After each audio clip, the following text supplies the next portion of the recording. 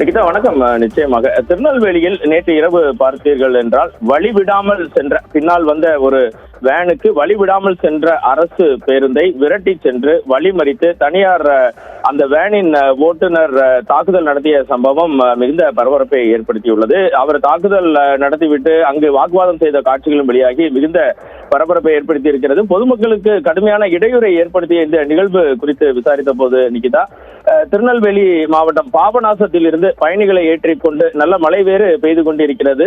அரசு பேருந்து ஒன்று நேற்று இரவு திருநெல்வேலி நோக்கி வந்து கொண்டிருந்தது. இந்த பேருந்தை அம்பாசமுத்திரம் அகஸ்தியர்பட்டியைச் சேர்ந்த 50 வயதான தினகரன் என்ற அரசு பேருந்து ஓட்டுநர் ஓட்டி வந்துள்ளார். பேருந்து திருநெல்வேலி மாநகரத்தின் அருகே உள்ள மேலப்பாளையம் அருகே வந்து கொண்டிருந்த போது அந்த வழியாக அந்த பேருந்தின் பின்புறமாக வந்த வேன் ஒன்று அரசு பேருந்தை பலமுறை முந்தி செல்ல முயன்றதாகவும், ஆனால் போக்குவரத்து நெரிசல் மற்றும் இட நெருக்கடி காரணமாக அரசு பேருந்து ஓட்டுநர் தினகரன் பின்னால் வந்த வாகனத்திற்கு வழிவிட முடியவில்லை என்று கூறப்படுகிறது. இதனால் ஆத்திரமடைந்த வேன் ஓட்டுநர் பேருந்தை விரட்டி சென்றுள்ளார். பின்னர் மேல கருங்குளம் அருகே போலீசார் சோதனை சாவடி வேறு இங்கு உள்ளது. மேல கருங்குளம் அருகே அரசு பேருந்து வந்தபோது அந்த பின்னால் வந்த வேனானது பேருந்தை முந்தி சென்று குறுக்கே நிறுத்தி வழிமறித்து அந்த வேனில் இருந்து இறங்கிய வசவப்பபுரம், தூத்துக்குடி மாவட்டம் வசவப்பபுரத்தைச் சேர்ந்த டிரைவர் எஸ்ஐகி குமார் மற்றும் சிலர் அவருடன் வந்தவர்கள் அரசு பேருந்தினுள் ஏறி ஓட்டுநர் தினகருடன் வாக்குவாதத்தில் ஈடுபட்டதோடு அவரை தாக்கியுள்ளனர். வாக்குவாதம் முற்றிய நிலையில் எஸ்ஐகி குமார் தனியார் வேன் ஓட்டுநர் எஸ்ஐகி குமார் மற்றும் அவருடன் இருந்தவர்கள் ஓட்டுநர் தினகரனை கடுமையாக தாக்கியுள்ளனர். இதில் பேருந்தின் பக்கவாட்டு கண்ணாடியும் அடித்து உடைக்கப்படுகிறது.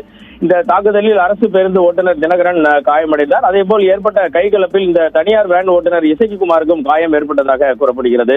இதை அடுத்து காயமடைந்த தினகரன் மற்றும் எஸ்ஐகி குமார் ஆகிய இருவரும் சிகிச்சைக்காக திருநெல்வேலி அரசு மருத்துவக் கல்லூரி மருத்துவமனையில் இரவே அனுமதிக்கப்பட்டனர். நடுரோட்டில் அரசு பேருந்தை வழிமறித்து ஓட்டுநர் மீது தாக்குதல் நடத்தப்பட்ட சம்பவம் தொடர்பான காட்சிகள் வெளியாகி மிகுந்த பரபரப்பை ஏற்படுத்திய நிலையில் மேலப்பாளையம் காவல்துறையினர் தற்போது வழக்கு பதிவு செய்து தீவிர விசாரணை நடத்தி வருகின்றனர்.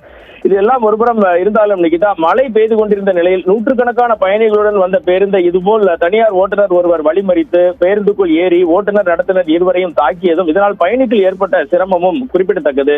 எப்படி இருந்தாலும் பெண்கள், முதியவர்கள், குழந்தைகள் என அனைத்து தரப்பு பயணிகளும் பொதுவாக பயணம் செய்தும் போது திடீரென ஏறி ஓட்டுநரை தாக்கும் நிகழ்வுகள் பொதுமக்களிடையே அச்சத்தை ஏற்படுத்தியது என்றே கூற வேண்டும்.